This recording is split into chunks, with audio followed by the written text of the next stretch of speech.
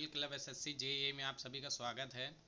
बहुत दिनों से वीडियो नहीं मिल पा रही है। थोड़ा ये है कि कुछ एग्ज़ाम का कुछ क्लियर ही नहीं हो पा रहा कि कब से एग्ज़ाम है। मोस्टली आप ये था कि लास्ट मई तक में भी अगर बिहार पीएससी का एग्ज़ाम देखा जाए तो उसके अकॉर्डिंग अगर वो एक महीने डिले हुआ, 17 अप्रैल की जगह 8-9 मई हुआ है, तो अगर ये मई है तो एटलीस्ट ये जून तक भी खिसक सकता है और कम से कम ये तो होगा या उससे ज़्यादा भी। तो और जो प्रैक्टिस की बात है यहाँ पे, तो देखिए यहाँ पे कोई भी हमें प्रैक्टिस सेट तो अवेलेबल नहीं है। मैंने काफ़ी क्वेश्चन प्रैक्टिस वाइज के लिए मैंने हर एक स्टेट के जितने भी ईवीएस, जितने भी सैनिटरी वेस्ट मैनेजमेंट से रिलेटेड क्वेश्चन जहाँ जहाँ भी पूछे गए हैं तो उनको मैंने सॉर्ट आउट कर लिया है। तो आपको रोज़ के रोज़ या अल्टरनेट डेज में मैं आपको प्रोवाइड कराता रहूँगा ये पेपर टू। पेपर फर्स्ट के लिए बहुत से बच्चे परेशान हैं कि सर उसमें क्या पढ़ना, जब साफ साफ उसमें दे दिया गया है कि आपको GS with including the current events, scientific and some daily activities basis question of general awareness. तो आप क्यों परेशान हो रहे हैं कि उसमें अगर आप पढ़ना चाहते हैं कि थोड़ा बिहार के बारे में जानना चाहते हैं, अगर आप बिहार की थोड़ा हिस्ट्री या जनरल जीएस पोर्शन अगर आप कंप्लीट भी कर ले रहे हैं तो उससे आपका नुकसान नहीं है। उससे आपको बेनिफिट है, क्योंकि वो मोस्टली सभी एग्जाम्स में पूछा जाता है। मतलब आप ये समझ के चलिए कि ज़्यादा से ज़्यादा आपको करंट इवेंट्स में फोकस रहना है। तो जिसके लिए मैंने आपको बता दिया था कि आप या तो आप देखिए एजुटेरिया ले सकते हैं, उसकी बुक बहुत ही बेस्ट है। और अगर आप चाहते हैं कि मैं कॉन्टेक्ट को सॉर्ट आउट करके आपके बेस के अकॉर्डिंग आपको प्रोवाइड कराता रहा हूँ, तो उसमें आप इससे अच्छा ये है कि आप उस बुक को प्रेफर कर लीजिए। आप उस बुक को 3 से 4 बार उसको रिमाइंड कर जाइए, तो आपका पेपर फर्स्ट अंडरस्टूड हो जाएगा हर प्रकार से। और एक बिहार की आप लोग करंट अवेयरनेस की बुक ले लीजिए, उससे क्लियर हो जाएगा। अब पेपर टू की जिम्मेदारी मेरी, मैं वो करा रहा हूँ आप लोगों की। तो आप लोग बिल्कुल भी परेशान मत होइए, बस जितना है आप लोग रिवीजन करते रहिए। मैंने टेलीग्राम में काफ़ी सारी पीडीएफ प्रोवाइड करा दिए हैं। काफ़ी स्टूडेंट परेशान थे कि सर यूनिट वाइज नहीं मिल रही, टॉपिक वाइज नहीं मिल रही, तो मैंने बहुत सारी वीडियो प्रोवाइड करा दी हैं। देखिए आज मैं क्वेश्चन लेके आया हूँ आपका जो ट्रीटमेंट, सीवेज ट्रीटमेंट से रिलेटेड है, क्योंकि हर जगह मुझे टॉपिक वाइज सभी क्वेश्चन नहीं मिल पा रहे हैं और इसलिए मैं हर एक बुक को प्रेफर कर रहा हूँ जो मोस्टली चाहे जिस ब्रांच से हो, चाहे सिविल हो, मैकेनिकल, जहाँ जहाँ पे आपका सैनिटरी या वेस्ट मैनेजमेंट से रिलेटेड जितने भी साल के क्वेश्चन आए हैं उन सबको मैं धीरे धीरे सॉर्ट आउट कर रहा हूँ, आपको प्रोवाइड करता जा रहा हूँ। ठीक है, तो आप लोग भी आराम से पढ़िए। ठीक है, तो चलिए आज स्टार्ट करते हैं। आज कुछ बेहतरीन क्वेश्चनों को मैंने इंक्लूड किया है। सच में आपको इंटरेस्टेड लगेगा और थोड़ा आपका अच्छा भी लगेगा कि हाँ सर कुछ प्रैक्टिस स्टार्ट हो गई है। तो देखिए पहला क्वेश्चन क्या है, बोथ लैंग्वेज में रहेगा, तो आप बिल्कुल भी परेशान मत होइएगा। In dissolved oxygen test, D O का मतलब होता है डिजॉल्व ऑक्सीजन टेस्ट। ठीक है, इन डिजॉल्व ऑक्सीजन टेस्ट, एक minute, in dissolved oxygen test, if no oxygen is present, the manganese ion react with hydroxide to form a pesticide of MnOH का होल्टोइड, then its color is। Hindi में कह रहा है कि dissolve oxygen परीक्षण में यदि ऑक्सीजन की उपस्थिति नहीं है तब मैग्नीज आयन हाइड्रोक्साइड से क्रिया करने पर MnOH का होल्टोइड किस कलर का और छेप प्रदान करता है। मीन्स कह रहा है कि जो डिजॉल्व ऑक्सीजन है आपकी, उसके साथ अगर मैग्नीज आयंस का रिएक्शन करा देंगे तो हमें जो प्रेसिपिटेट MnOH का होल्टोइड, मीन्स इसका मतलब H2O भी साथ में लिया जा रहा है, मतलब डिजॉल्व ऑक्सीजन के साथ H2O, तो MnOH का होल्टोइड का जो प्रेसिपिटेट बनेगा वो किस कलर का बनेगा। तो आप याद रखेंगे जो MnOH का प्रेसिपिटेट होता हुए वाइट कलर का होता है। अच्छा एक चीज़ और मैं बता दूं कि जब आप हाई स्कूल या 9th में पढ़ा होगा तो एक आपको एक स्टार्टिंग में आपका एक प्रैक्टिकल होता है, उसमें मैग्नीज ले लिया जाता है और एक उसको पाउडर के फॉर्म में चेंज कर लेते हैं, इसलिए उसमें वाइट कलर का पाउडर फॉर्म हो जाता है। तो ऐसे कुछ करके तो बस आपको याद रखना है कि मैग्नीज अगर आता है तो वाइट प्रेसिपिटेट देगा बस। ठीक है, यहाँ पे देखिए आपको और भी प्रेसिपिटेट दिए हैं, जैसे आप यहाँ पे पढ़ पा रहे होंगे कि सर डिजॉल्व ऑक्सीजन के परीक्षण में यदि ऑक्सीजन उपस्थिति नहीं है तो ऑक्सीजन की उपस्थिति में अगर है उपस्थिति तो कौन सा देगा, ब्राउन कलर का देगा। क्या कर देगा, अगर ऑक्सीजन प्रेजेंट है तो ब्राउन कलर का देगा, अगर ऑक्सीजन आपकी उपस्थिति नहीं है तो फिर किस कलर का देगा, वाइट कलर का देगा। क्या देगा, प्रेसिपिटेट देगा। किसका प्रेसिपिटेट देगा, मैग्नीज हाइड्रोक्साइड का प्रेसिपिटेट देगा। तो इसके साथ साथ एक पॉइंट ये भी याद रख लीजिएगा। नेक्स्ट क्वेश्चन में चलते हैं। नेक्स्ट क्वेश्चन क्या कह रहा है, Which of the following type of the samples is relatively employed for the design of the waste water treatment plant? Hindi में कहें तो प्रतिदर्शों में निम्न प्रकारों में से कौन सा एक अपशिष्ट जल उपचार संयंत्र के अभिकल्पन में क्रमिक रूप से नियोजित किया जाता है?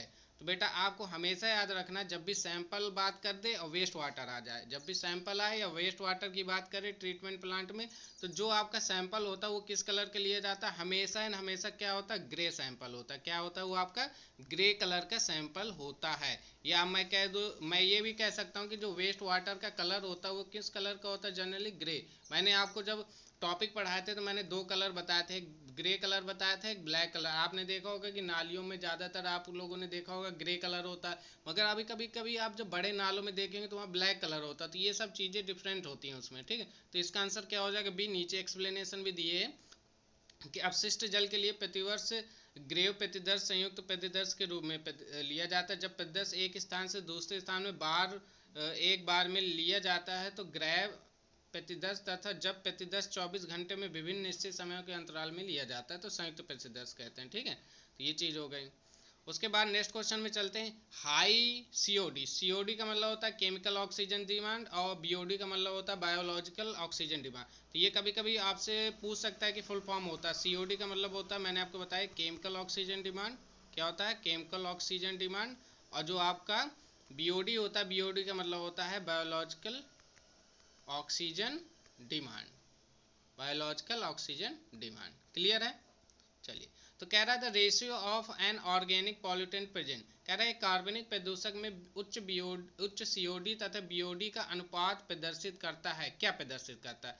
मीन्स कहने का मतलब सीओडी अपॉन बीओडी जो इसमें रेशियो में होता है, वो जो रेशियो होता है वो क्या शो करता है, वो आपसे पूछ रहा है। क्या शो करता है? High biodegradability of the pollutant show करता है, low biodegradability of the pollutant show करता है, कि presence of the free oxygen in aerobic decomposition show करता है, या pressure toxics material in pollutant show करता है। मतलब ये हिंदी से भी नीचे दिए, प्रदूषक उच्च जैव अपघटनीयता, निम्न जैव अपघटनीयता या ऑक्सीजन की उपस्थिति में वायुवीय अपघटन से मुक्त ऑक्सीजन की उपस्थिति या प्रदूषक के जहरीले पदार्थ की उपस्थिति। तो इसका जो राइट आंसर होगा आप हमेशा याद रखेंगे, क्या होगा? B part. क्या होगा इसका राइट आंसर? क्या होना चाहिए? B part. सही है, बिल्कुल सही है। राइट आंसर बी पार्ट है। Low biodegradability of the pollutant होता है। क्या होता है? Low biodegradability of the pollutant. अब यहाँ पे देख लीजिए, मैंने यहाँ पे एक्सप्लेनेशन भी ऐड रखा है। तो एक्सप्लेनेशन क्या कह रहा है हमसे, जरा देखते हैं। कह रहा है कि जल में जब बीओडी की उपस्थिति में जैव अपघटनीय प्रदूषकों की मात्रा को प्रदर्शित करती है, ठीक है। पहली बात किसकी प्रदर्शित करती है? मात्रा। जो बीओडी होती है वो जो आप जैव अपघटनीय प्रदूषक, जो आपको बायोडिग्रेडेबल वेस्ट होते हैं। कौन से वेस्ट होते हैं बेटा? बायोडिग्रेडेबल वेस्ट होते हैं, उनको प्रदर्शित करती है। जबकि वो कह रहा है यहाँ पे कि जो आपका सीओडी होता है वो जैव अपघटनीय तथा जैव अपघटनीय दोनों प्रकार के प्रदूषकों को प्रदर्शित करती है। आप लोग स्टार करके लिख लीजिए, ये क्वेश्चन पूछा जा सकता है बिल्कुल, कि आखिरकार बीओडी और सीओडी में क्या डिफरेंस होता है। तो बीओडी ओनली बायोडिग्रेडेबल, लिख लो चाहे इसे अपनी कॉपी में, बायोडिग्रेडेबल वेस्ट को बस मेजर करता है, उसकी क्वांटिटी की उपस्थिति को मेजर करता है। मगर जो आपका सीओडी होता है वो दोनों, मतलब बायोडिग्रेडेबल वेस्ट को भी मेजर करता है, साथ साथ नॉन बायोडिग्रेडेबल वेस्ट को भी ये मेजर करता है। ये बिल्कुल आप कॉपी में लिख लीजिए। उसके बाद कहता है दोनों प्रकार के प्रदूषकों की मात्रा को प्रदर्शित करता है। जब सीओडी और बीओडी के अनुपात को उच्च होता है तो जल के कुल प्रदूषकों की तुलना में जैव अपघटनीय प्रदूषक की मात्रा कम मात्रा में होता है, अतः जैव अपघटनीयता कम होती है। इसका मतलब आप ये समझ के चलिए, यहाँ पे नीचे दिए देखिए, इस पॉइंट को बहुत अच्छे समझना कि जल में कुल प्रदूषकों की तुलना में जैव अपघटनीय प्रदूषक कम मात्रा में होते हैं, अतः जल की जैव अपघटनीयता कम होती है। मतलब जितना जैव अपघटनीय, मतलब जितना बायोडिग्रेडेबल वेस्ट कम होता, जल की उतनी ही बायोडिग्रेडेबिलिटी भी कम होगी, ठीक है। अब जैसे यहाँ पे एक पॉइंट में यहाँ पे दे देखा, देखिए कि सीओडी अपॉन बीओडी अगर लेस देन 2 है, क्या है? लेस देन 2, तो आसानी से क्या हो जाएगा? वो बायोडिग्रेडेबल हो जाए, मतलब वो जो वेस्ट है ना आसानी से बायोडिग्रेडेबल हो जाएगा। क्या हो जाएगा? बायोडिग्रेडेबल हो जाएगा। और अगर आपका COD अपॉन BOD की मात्रा ग्रेटर देन 2 है तो फिर उसे आसानी से आप बायोडिग्रेडेबल नहीं कर सकते। तो ये चीज़, ये दोनों पॉइंट आपको लर्न कर लेना है, ये भी पॉइंट आपके इंपॉर्टेंट है।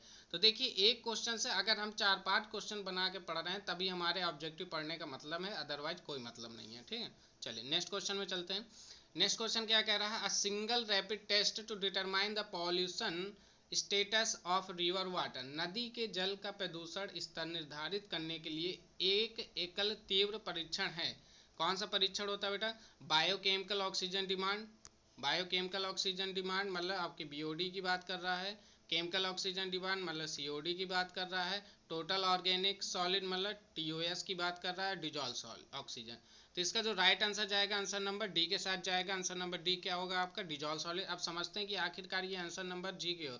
मैंने आपको बताया कि जो वाटर में जितने भी प्रेजेंस ऑफ वाटर में जिस प्रकार का पॉल्यूटेंट, जितने भी प्रकार का पॉल्यूटेंट हम लोग फाइंड आउट करते हैं वो उसकी डिजॉल्व ऑक्सीजन की क्वांटिटी पे ही निर्भर करता है।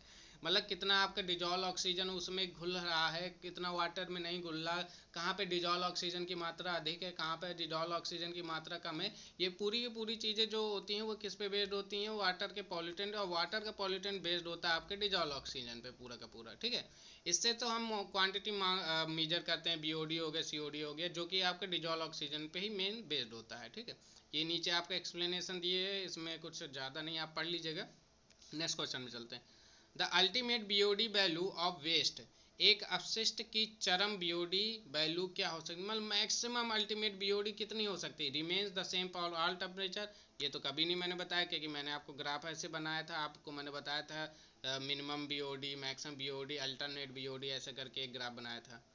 Decrease with temperature, increase with temperature, या double to very double with every 10 degree Celsius, ठीक है।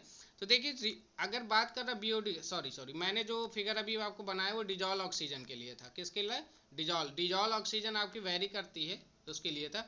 जो आपका BOD है, BOD मतलब बायोकेमिकल ऑक्सीजन डिमांड, वो क्या रहेगा, रिमेन सेम रहेगा फॉर ऑल टेम्परेचर। मतलब टेम्परेचर चाहे जौन सा भी हो, चाहे 0 डिग्री सेल्सियस हो, चाहे 20 डिग्री सेल्सियस हो, चाहे 30 डिग्री सेल्सियस हो, किसी भी सेल्सियस में हो, मगर जो आपकी BOD की जो क्वांटिटी होगी वो क्या होगी, हर जगह भी सेम होगी। तो इसलिए इसका जो राइट आंसर हो जाएगा ए पार्ट के साथ जाएंगे, ठीक है। ये देखें आप लोग को इसमें ये 2 पॉइंट आपको याद रखने हैं, यहाँ से मैं आपको बता रहा हूँ कि जो बायो रासायनिक ऑक्सीजन मांग होती है, मतलब जो आपकी BOD होती है उसकी मांग मिलीग्राम पर लीटर में आके मापा जाता है। उसका जो स्टैंडर्ड टेम्परेचर होता है वो 20 डिग्री सेल्सियस होता है। भारत में इसको 37 डिग्री सेल्सियस की बात करते हैं, मगर फिर भी हम लोग क्वेश्चन में 20 डिग्री सेल्सियस ही लेते हैं। अच्छा, इसको कितने मीटर करता है, मैक्सिमम 5 डेज के लिए ली जाती है। हर एक 5 दिन में हम लोग BOD को फाइंड आउट करते हैं। एक अपशिष्ट चरम BOD का मान सभी तापमानों में समान रहता है, मतलब सभी टेम्परेचर में BOD के जो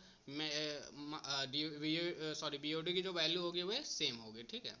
चलिए नेक्स्ट क्वेश्चन क्या कह रहा है, pathogenic bacteria enter in waste water preliminary form, प्राथमिक रूप से रोगजनक जीवाणु निम्न में से अपशिष्ट जल में प्रवेश करते हैं। इंडस्ट्रियल वेस्ट में, डोमेस्टिक वेस्ट में, बोथ इंडस्ट्रियल एलिवेजल डोमेस्टिक वेस्ट, या आपका infiltration in sewer from the surrounding, मतलब औद्योगिक अपशिष्ट के रूप में होता है कि घरेलू अपशिष्ट के रूप में होता है कि औद्योगिक और घरेलू दोनों अपशिष्ट को। तो आपको याद रखना है कि ये दोनों ही फॉर्म में आपका क्या होता है, मतलब औद्योगिक भी होगा और घरेलू, मतलब इन दोनों प्रकार से आपके प्राथमिक रूप से सबसे पहले आपके रोगाणुजनक बैक्टीरिया फॉर्म होते हैं। कहाँ पे फॉर्म होते हैं, या तो इंडस्ट्रियल में होंगे या तो डोमेस्टिक में होंगे, दोनों में होंगे। फ्लश प्रणाली, रसोई घर, देखिए बहुत सारी चीज़ें दी हैं, जैसे फ्लशिंग हो गया, रसोई घर, हाउस किचन वगैरह हो गया, वाशिंग वाटर हो गया, स्नान घरों मतलब जहाँ पे आप बाथिंग वगैरह कहते हो उससे निकला हुआ जितना भी अपशिष्ट, घरेलू अपशिष्ट होता है, जितना भी डोमेस्टिक वेस्ट होता है, उसके बाद जो कारखानों फैक्ट्रियों से, औद्योगिक संस्थानों से जो निकला हुआ आपका इंडस्ट्रियल वेस्ट होता है, इन सभी से आपको क्या होता है, बैक्टीरिया वगैरह फॉर्म होते हैं जिससे डिजीज वगैरह होती हैं, ठीक है। Next, the pH value of fresh sewage is usually, fresh sewage का जो pH वैल्यू होता है वो क्या होता है, 7 से कम होता है, 7 होता है, 7 से अधिक होता है, या 9 होता है। अच्छा, इसको इस फॉर्म में भी पूछा गया है कि the pH value of fresh water is usually. तो देखिए इसका जो यहाँ पे जो राइट आंसर हो जाएगा वो 7 से अधिक हो जाएगा, क्या होता है, 7 से अधिक होगा, या इसी को आप यहाँ पे 8 भी लिख सकते हैं, जैसे यहाँ पे 8 है, तो दोनों ही आंसर आपके सही हैं, ठीक है, नीचे देख लेते, ताजे मल जल या फ्रेश वाटर, वेस्ट वाटर का जो पीएच वैल्यू होता है वो 7 से अधिक होता है, क्योंकि ताज़ा सीवेज क्षारीय होता है, क्योंकि 7 से अधिक क्षारीय, मैंने आपको बताया था। अगर आपके पीएच की वैल्यू ग्रेटर देन 7 है तो क्या हो सकता है, आपका बेसिक नेचर होगा। और अगर 7 से कम है, अगर 7 से कम है मतलब 7 से अगर कम है वैल्यू पीएच की, सॉरी 7 से कम है मतलब पीएच इज लेस देन 7 है, तो फिर क्या होगा, आपका एसिडिक नेचर होगा। ठीक है, मतलब अम्लीय नेचर होगा। ठीक, चलिए इसमें लिखा कि कुछ समय पश्चात, अगर देखो जब फ्रेश होता है तभी बस होता है, ध्यान दीजिएगा बेटा। अगर क्वेश्चन आपसे घुमा सकता है कि अगर स्टार्टिंग में फ्रेश सीवेज न दे के अल्टरनेट लेके कुछ समय बाद वो आपका जो वेस्ट वाटर है वो किस फॉर्म में हो जाता है, एसिड होता है कि बेसिक, तब फिर याद रखिएगा कि वो थोड़ा एसिडिक फॉर्म में होने लगता है। जब आपका फ्रेश वाटर नया नया वाटर निकलेगा तभी वो बेसिक नेचर में होगा, मतलब क्षारीय नेचर में होगा, अदरवाइज वो कुछ समय पश्चात क्या हो जाएगा, अम्लीय गुण भी देने लगेगा। Next question, Which of the following retards the self purification of system? नदी के स्वशोधन की क्रिया को निम्न में से कौन मंद करता है? High temperature, sunlight, satisfying oxygen demand और नॉन ऑफ दी। तो बेटा इसमें डिपेंड करेगा, आपका सिंपल है, क्या है, हाई टेम्परेचर। तो मैक्सिमम टेम्परेचर, जितना हाई टेम्परेचर होगा उतनी नदी में क्या होगी, शोधोधन की प्रक्रिया कम होती जाएगी। तो ये देखिए 2 बार क्वेश्चन रिपीट हो चुका है, तो ये क्वेश्चन आप लोग के लिए इंपॉर्टेंट हो जाता है, क्योंकि यूपीपीएससी में ये 2 बार स्टेट इंजीनियरिंग सर्विस में आ चुका है और सिविल इंजीनियरिंग सर्विस में भी आ चुका है। साथ ही साथ मैं आपको कुछ कुछ वीडियो में, आपके आगे वीडियो में जो बिहार पीएससी से रिलेटेड आपके उसी मतलब सब्जेक्ट से रिलेटेड जितने भी क्वेश्चन आपके सिविल इंजीनियरिंग या में पूछे जाते हैं मैं उनको भी इंक्लूड करके ले आऊँगा, ताकि कोई भी स्टेट का पेपर ना, जैसे अभी यूपी का चल रहा है, फिर हर स्टेट के हम लोग कर लेंगे क्वेश्चन, तो हमारे पास काफ़ी नॉलेज हो जाएगा। ठीक है, नेक्स्ट क्वेश्चन चलते हैं। ये इसका सोल्यूशन आप लोग पढ़ लीजिएगा, इसमें कुछ ज़्यादा इंपॉर्टेंट नहीं है। नेक्स्ट क्वेश्चन चलता है। अब देखिए ये क्वेश्चन थोड़ा न्यूमेरिकल है। एक स्टूडेंट कह रहा था कि सर इतने सरल क्वेश्चन आएंगे क्या, न्यूमेरिकल भी तो आ सकते हैं। हाँ न्यूमेरिकल भी आ सकते हैं मोस्टली, मगर अगर टॉपिक के अकॉर्डिंग देखा जाए तो उतना अंदर डीपली पूछेगा नहीं। ठीक है, चलिए फिर भी इस क्वेश्चन को करते हैं। कह रहा है solution has 100 milligram of litre NH3 and 100 milligram of glucose, मतलब 100 मिलीग्राम आप क्या ले रहा है, 100 मिलीग्राम आपका अमोनिया है और 100 मिलीग्राम उसने क्या ले लिया है, आपका ग्लूकोज ले लिया है। तो calculate the theoretical oxygen demand. बेटा देखो थ्योरेटिकल ऑक्सीजन डिमांड को THOD से शो करते हैं, किससे शो करते हैं, THOD से। चलिए आराम से सॉल्व करते हैं, बहुत ही प्यारा सा क्वेश्चन है। अगर आपने लाइफ में कभी भी केमिस्ट्री थोड़ी सी पढ़ी होगी तो आज ये क्वेश्चन आपसे सॉल्व होके रहेगा। चलिए चालू करते हैं। सबसे पहले बात करते हैं सोल्यूशन ही देखते हैं, क्योंकि इसमें पूरा सोल्यूशन मैं आपको समझाऊंगा, उसके बाद ही आंसर कंफर्म करेंगे। देखिए घोल के संपूर्ण दहन के लिए आवश्यक कुल ऑक्सीजन की वैल्यू कितनी है अमोनिया के लिए। तो देखिए बेटा जब अमोनिया को भैया जलाना है तो अमोनिया के साथ ऑक्सीजन ऐड करनी पड़ेगी, तो नाइट्रिक एसिड बनता है, क्या बनता है, HNO2 और H2 अलग हो जाता है। तो यहाँ पे देखा जाए तो 17 मिलीग्राम या पर अमोनिया के लिए ऑक्सीजन की मांग। तो देखिए अमोनिया कितना हो गया, 14 दूनी 28, और यहाँ पे 32 कैसे आ रहा है आपको पता चल रहा है, एक मिनट क्वेश्चन में दिए है। ठीक, तो देखिए यहाँ पे जो 2 पार्ट लिया गया जैसे 16, यहाँ पे जो 32 की बात की गई। अच्छा मैं आपको बताता चल रहा हूँ ये 32 क्या है।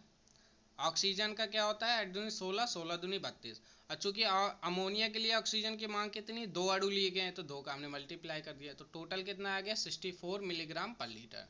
ठीक है, तो ये 17 मिलीग्राम फिर क्या है, तो 17 मिलीग्राम ये बेटा 17 मिलीग्राम अमोनिया का है। जैसे अमोनिया का 14 होता है, 7 दूनी 14 और 3 आपने हाइड्रोजन के जोड़ दिए तो टोटल क्या हो गया 17। तो एटॉमिक वेट कितना हो गया 17 आपका अमोनिया। तो कह रहा है कि 17 मिलीग्राम अमोनिया, 17 मिलीग्राम पर अमोनिया के लिए ऑक्सीजन की मांग, तो 32 होता है इसका एटॉमिक वेट, 2 का मल्टीप्लाई कर दिया 16 दूनी 32 में, तो आपका कितना हो गया, 2 अणु लिए थे। देखिए मैं आपको समझा देता हूँ। देखिए O2 का कितना होगा, O का 16 होता है, 2 हो गया तो 32 हो गया। कितने अणु लिए हैं, 2 अणु लिए हैं, तो 32 गुणे 2 गुणे 32, तो कितना आ गया यहाँ पे 64 आ गया। आई थिंक यहाँ तक क्लियर हो गया। तो अगर 17 मिलीलीटर अमोनिया में इतने ग्राम ऑक्सीजन की ज़रूरत पड़ी उसको, तो बताइए 1 मिलीलीटर ऑफ अमोनिया में ऑक्सीजन की कितनी मांग होगी। तो आपने 64 में 17 का भाग दे दिया, 64/17 आ गया मिलीग्राम पर लीटर। अब कह रहा है कि 100 मिलीग्राम पर लीटर, 1 मिलीग्राम पर लीटर का निकाले तो 100 मिलीग्राम, तो 100 से मल्टीप्लाई कर दिया, बहुत ही सिंपल, इसको रख लिया। जब सॉल्व करेंगे बेटा तो आप बहुत ही सिंपल में इसको सॉल्व कर सकते हैं, या तो 17 से इसको काट सकते, 7 दूनी 34, 7 3 51, तो 3 बार पे जाएगा। फिर आपका 51 15 आ जाएगा, पॉइंट लगा देना, 150 हो जाएगा, 7 बार पे जाएगा, इसी तरह 6 पॉइंट। तो ये आपका आ जाएगा पूरा कैलकुलेट करके, कोई बड़ा कैलकुलेशन नहीं है, आराम से कर सकते। तो ये आ गई अमोनिया की, क्या आ गई, अमोनिया की 100 मिलीग्राम ऑफ लीटर में कुल ऑक्सीजन की मात्रा, ऑक्सीजन की मात्रा आ गई, किसकी आ गई, अमोनिया में ऑक्सीजन की मात्रा 376.4 मिलीग्राम पर लीटर। चलिए अब ग्लूकोज की बात कर लेते हैं। तो जब ग्लूकोज को ऑक्सीजन से रिएक्शन कराए तो 6 CO2 और 6 H2O बना, ठीक है। तो यहाँ पे बात कर लेते हैं सबसे पहले ग्लूकोज। तो ग्लूकोज का हम लोग निकाल लेते हैं एटॉमिक वेट। तो देखिए सबसे पहले हाइड्रोजन 12 इंटू 6 किया प्लस 12 किया, हाइड्रोजन का देखिए बेटा मैं बताता हूँ, कार्बन का क्या होता है 12 होता है, 6 2 12 एटॉमिक वेट, क्योंकि 6 है तो 6 इंटू 12 हो गया। हाइड्रोजन का 1 होता है तो 1 इंटू 12 12 हो गया। ऑक्सीजन का 16 होता है, 16 इंटू 6 हो गया। तो ओवरऑल ऐड किया। अब देखिए यहाँ पे क्या होता है कार्बन डाइऑक्साइड को यहाँ पे पूरा सॉल्व किया, तो इसका जो सोल्यूशन आ जाएगा वो कितना आ जाएगा, आप यहाँ पे ऐड करने की जरूरत नहीं है, आप सीधे सीधे इसको सॉल्व कर लीजिएगा। मतलब मैं हटा रहा हूँ एक बार पूरा मैं बता रहा हूँ, आप लोग इसको बस सॉल्व कर लीजिएगा, क्या आ जाएगा 180 मिलीलीटर। ठीक, तो 180 मिलीलीटर में कितने ग्राम आपका ऑक्सीजन डिजॉल्व हुआ आपका, देखो ऑक्सीजन कितना मिला आपको देखिए आप इसको ऐसे गुणा कर सकते हैं। तो देखिए 6 2 12 1 6 3 18 1 19, मतलब मेरे कहने का मतलब है कि सर ये है आपका ग्लूकोज, ये क्या है ग्लूकोज, ये है आपकी ऑक्सीजन की वैल्यू। देखिए 6 CO2 था ना, तो O का कितना होता है 16, O2 का कितना हो गया 32, 6 का मल्टीप्लाई कर दोगे, 6 2 जा क्या हो गया 12, 6 3 जा 18 1 19, क्या आ गया 192। तो यहाँ पे क्या आ गया 192 मिलीग्राम। मतलब सर इतने 180 लीटर पर 180 मिलीलीटर में ग्लूकोज में कितने मिलीग्राम आप ऑक्सीजन की जरूरत पड़ी 192। तो 1 मिली पर लीटर के लिए ऑक्सीजन की वैल्यू क्या है 192 डिवाइडेड बाई 180। फिर वही पूछ लिया कि 100 में, तो 100 में किया तो 100 में मल्टीप्लाई कर दिया, इसको आपने सिंपल कैलकुलेट कर लिया तो 106.67 मिली पर लीटर आ गया। अब कुल ऑक्सीजन मांग पूछ रहा है तो आपने दोनों को ऐड कर दिया, तो 376 में 106 ऐड कर देंगे तो क्या आ जाएगा 483 मिलीग्राम पर लीटर। बिलीव मानिए अगर आपको ये चीज़ समझ में आ गई है तो आपको एग्जाम में ये सब थ्योरी थोड़ा ना लिखनी है, आप सीधे रिएक्शन लिखोगे, ऑक्सीजन से क्रिया करा के आओ, बस उसको क्या कर लेना बैलेंस जरूर कर लेना, बैलेंस करने के बाद सीधे वैल्यू निकाल लेना, बहुत ईजी है, सिंपल वे में हो जाएगा। तो वैसे तो इतने बड़े क्वेश्चन नहीं आने, अगर आ सकता तो इसका आधा पार्ट आता कि हो सकता था ऑक्सीजन में आपसे अमोनिया का बस पूछ लेता या तो फिर ग्लूकोज का, दोनों का नहीं पूछेगा, नहीं तो बड़ा हो जाएगा क्वेश्चन। ठीक है, तो आई होप आपको समझ में आ गया होगा क्वेश्चन। चलिए नेक्स्ट क्वेश्चन में चलते हैं। नेक्स्ट क्वेश्चन क्या कह रहा है कि the Bangalore method of mechanised composing is also known as composting. Composting क्रिया में बेंगलोर विधि को जाना जाता है किसके लिए, एरोबिक प्रोसेस के लिए, एनारोबिक प्रोसेस के लिए, फैकल्टेटिव प्रोसेस के लिए, कि आपका मेसोफिलिक के लिए। तो बेटा इसका आंसर हो जाएगा एनारोबिक। जितने भी अवायवीय क्रियाएं होते हैं एनारोबिक होते हैं, मतलब अब्सेंस ऑफ ऑक्सीजन, इसमें क्या होता है absence of oxygen, oxygen absence, जितने भी ऑक्सीजन के अब्सेंस में क्रियाएं होती हैं वो सब बेंगलोर मेथड के अंतर्गत आती हैं। ठीक है, चलिए next question.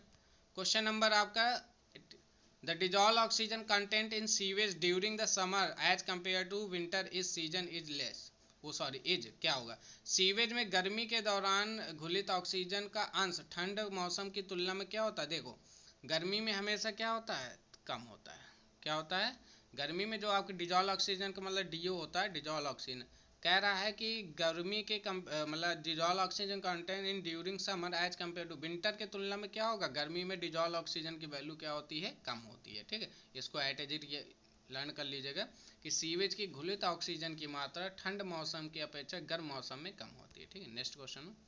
The dissolved oxygen level in a natural unpolluted water at the normal temperature is found to be the other of प्राकृतिक अप्रदूषित जल में समान तापमान पर घुलित ऑक्सीजन स्तर पाया जाता है। या इसी को दूसरी तरीके से पूछा गया है आपके क्वेश्चनों में, the dissolve oxygen level is naturally unpolluted at the normal temperature is found to be the प्राकृतिक एवं प्रदूषण रहित पानी का घुलित ऑक्सीजन स्तर समान तापक्रम पर निम्नलिखित में होता है। कितना होता है, तो बेटा इसको बिल्कुल रट्टा मार लो 10 मिलीग्राम पर लीटर होता है। क्या होता है 10 मिलीग्राम पर लीटर होता है unpolluted natural water normal temperature में।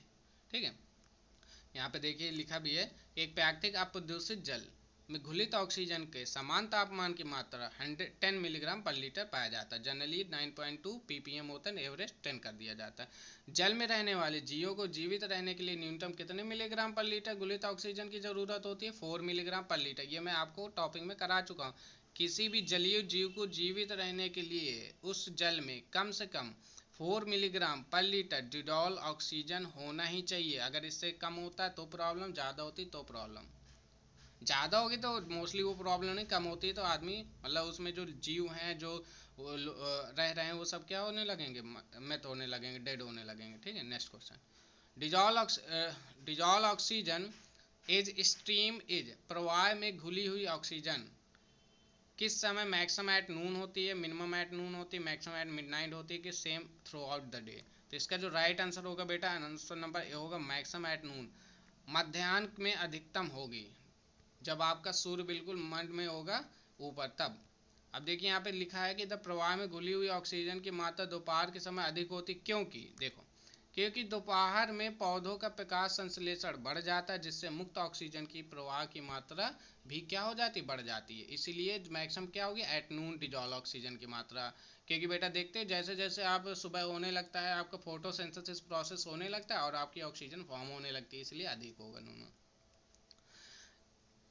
Stone where pipe are use for flow of. अब आपको आंसर बताना है कि स्टोन वेयर ये एक प्रकार का पाइप होता है बेटा, स्टोन वेयर पाइप होता है। ये जनरली मेरे हिसाब से ये सीवेज डिस्पोजल के लिए यूज होता है। चलिए देखते हैं क्या है। हाँ सही है, ये जो स्टोन वेयर पाइप होता है वो सीवेज डिस्पोजल। देखो लर्न करने का तरीका अगर कभी आ जाता है कि स्टोन वेयर, एस से स्टोन, एस से सीवेज डिस्पोजल में यूज होता है। ठीक है, चलिए नेक्स्ट।